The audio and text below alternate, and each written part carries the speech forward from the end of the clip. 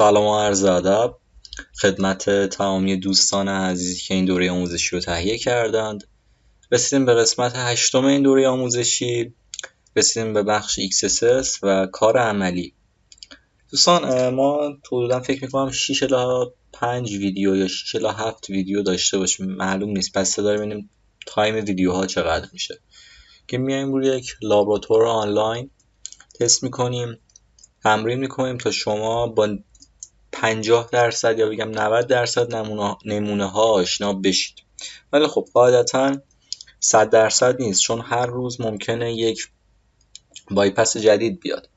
برای همین ما میگیم، ولی خب بقیهش یه سرچ خودتونه و اینکه مطالبی هم که داریم بهتون میگیم برای اینکه وقتی قراردادی بستید با یه سایت متوجه شین اون سایت XSS داره یا نه، تا بتونید برطرفش کنید، نه چیز دیگه.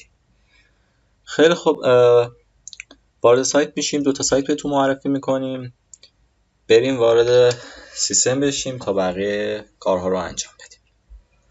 خب دوستان، وارد اولین سایتی که میشیم پنتست آکادمیه.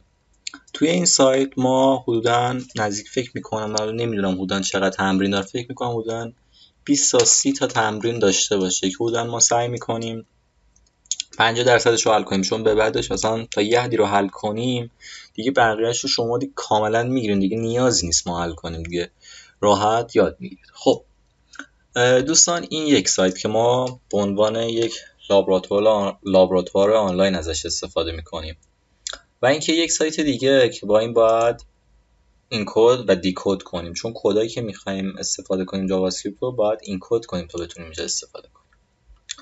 خب دوستان، حالا از کجا بفهمیم یک سایت باگ XSS داره؟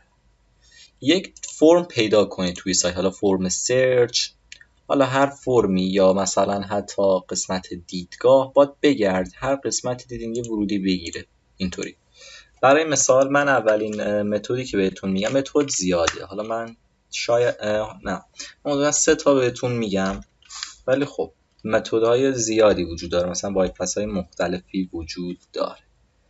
خب یکی از مرسوم ترین روش ها اینه که ما یا آکولات بازو بسته بذاریم و حالا 5 تا اسم اینجا بزنیم، حالا تعدادش زیاد مهمه، و سابمیت رو بزنیم.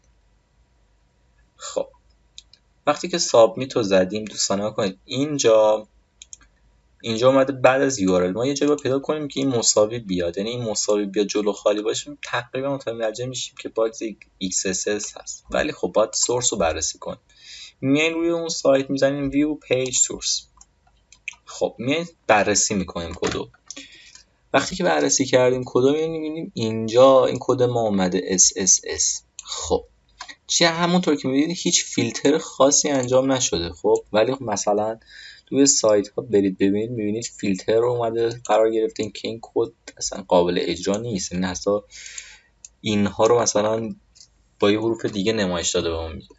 واسه همین ما بهتون توی ویدیوی آخرین دوره متدهای پچ این باگو میگیم که باید چی کار کنید. ولی خب همونطور که میدونید امنیت هیچ وقت 100% نیست و ممکنه یک بایپس جدید بیاد، ولی تا حد 99% میتونیم جلوی XSS رو بگیریم. خب این یک روش. اوکی دوستان، کلید ویندوز به علامت سمت چپ یا راست رو بزنید، اینطوری میشه. خب بعد من وب استور رو من باز میکنم، علامت سمت راست، اینطوری میتونید کد بزنید و این صفحتون هم ببینید. خب کدی که میخوام بعداً الان بزنم منظورمه. خب یک روش دیگه که بفهمیم سایت XSS داره یا نه، میگیم اسکریپت، تگو میبندیم، داخل اسکریپت مینویسیم alert کن چیو XSS. حالا اصلا بعضی هم میان فیلتر میکنن XSS رو کار نمیکنه، یه جمله دیگه بنویسید. مثلا بعضی اوقات برنامه‌نویس میاد این کلمه اسکریپت رو فیلتر میکنه، حتی این دابل کوتیشن رو فیلتر میکنه، الرت رو فیلتر میکنه، اصلا همه چی رو فیلتر میکنه. ولی خب بازم متد هست.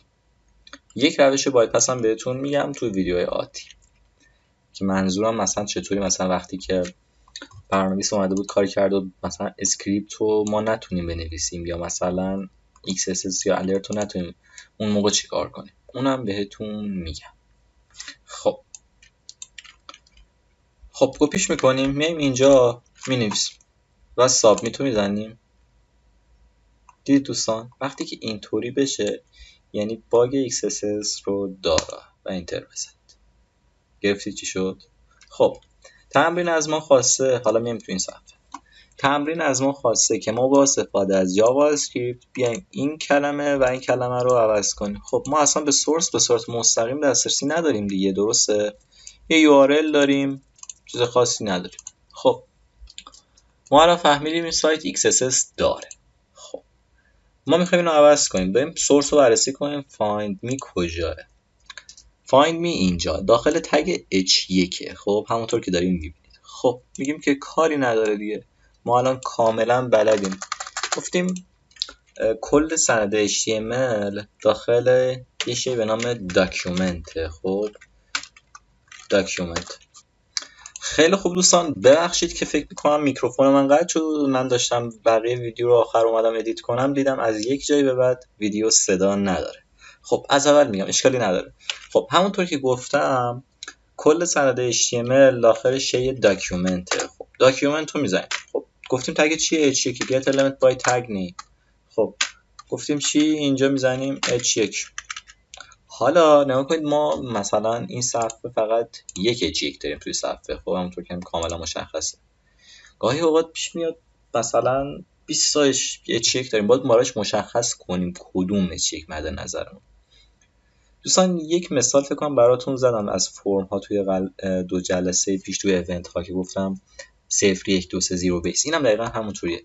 و این h1 میشه 0، مثلا این h2 میشه 0، این میشه 1، این میشه 2 و الی آخر. خب میگیم کدومش؟ پس یه لحظه میگیم کدومش؟ پس میگیم صفرم اولی دات اینر HTML مساویس با گفته چی بذارین اسمشو؟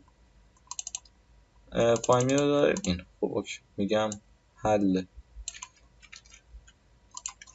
دابل کوتیشن رو فراموش نکنید دابل رو بذارید. خب این از یه کنترل دی از این میگیریم که بیاد پایین تر. خب بعد گفته اینو عوض کنیم، میگیم اوکی این کجاه؟ این اینجاه داخل تگ h2. تگ h2 چندم میشه؟ 0 1 2، پس میشه h2، پس این صفر هم میشه 2، یعنی سومی میشه دیگه. خب و گفته چی بذارینش؟ گفته این بذارینش. میگیم اوکی به همین راحتی.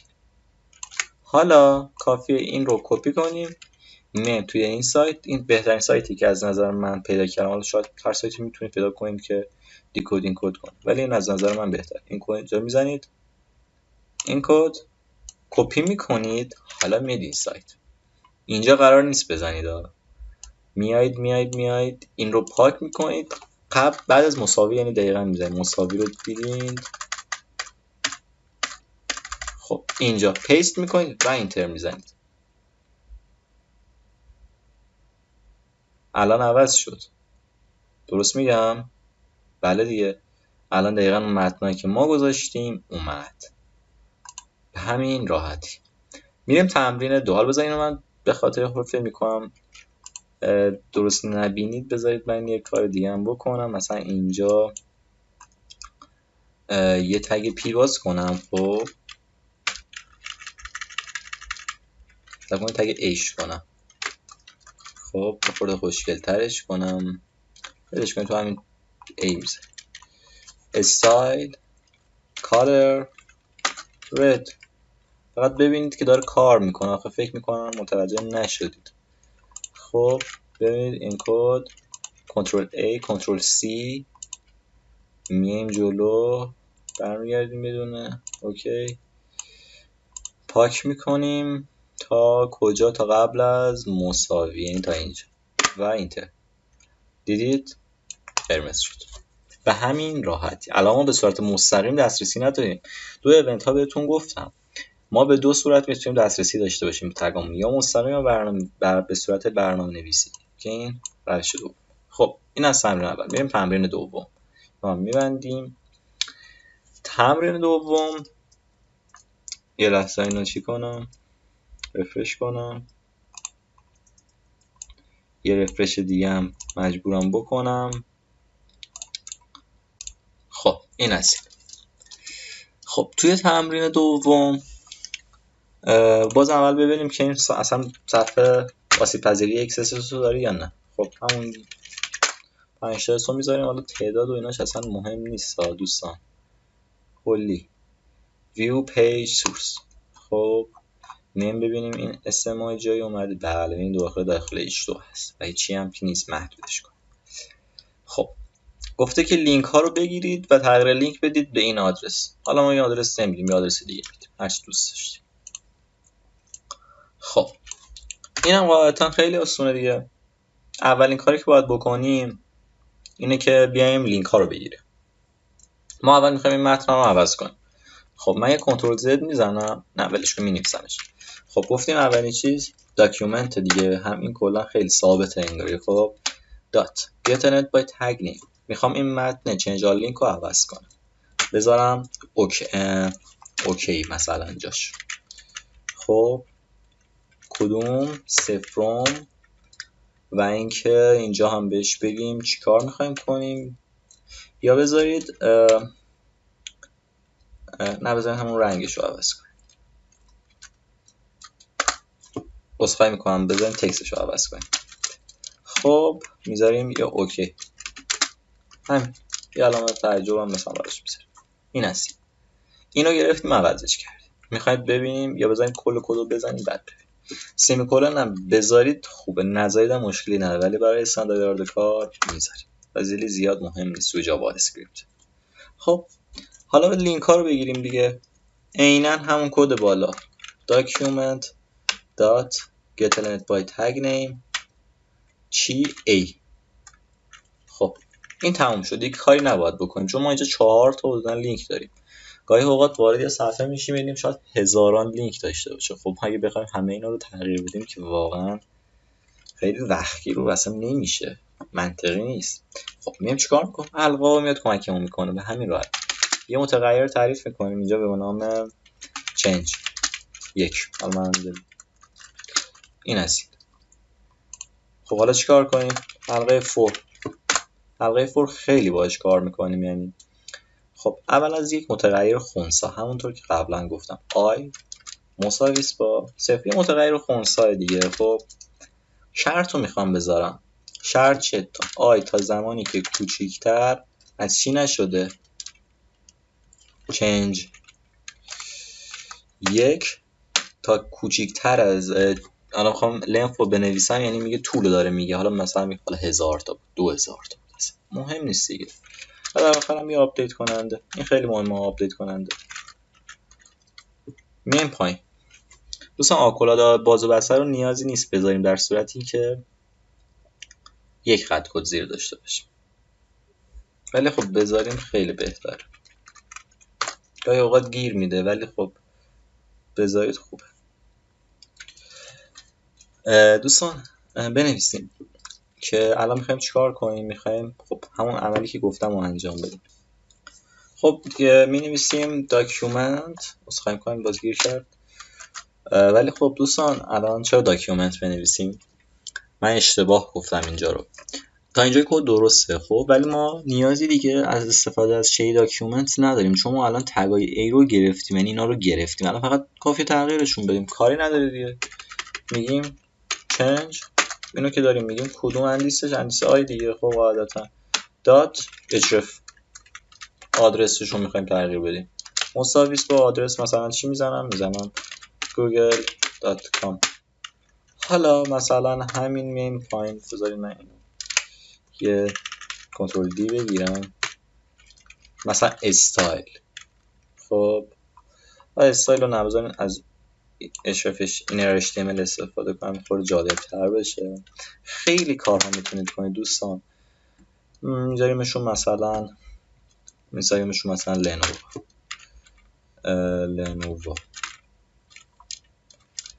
یه علامت تعجب هم میذاریم. بریم تست کنیم ببینیم کدای ما درسته. قبلش هم اینو ببینیم. اینجا نمیشه چنج آل لینک 1 2 3 4. میایم اینجا این کد کنترل سی. خب میایم بعد از مساوی شروع کنیم کدمون رو گذاشتن. باید ببینیم. اوکی، لنووا لینک هم که میبینید همه تغییر شد. خیلی خوب دوستان، اینم از ویدیوی شماره 2. منظورم از ویدیو شماره 2 اینه، یعنی ویدیوی شماره 2 از بخش XSS. امیدوارم که دوست داشته باشید، متوجه شده باشید. جای اشکال داشت من رو ببخشید اگر در حین پخش ویدیو جای قطع شد. من به خاطر میکروفونم بود که صدا ناگهانی میرفت و مجبور شدم که چند بار دوباره ریکورد کنم. ممنونم از شما که ما رو همراهی کردید. خدا نگهدارتون تا ویدیوی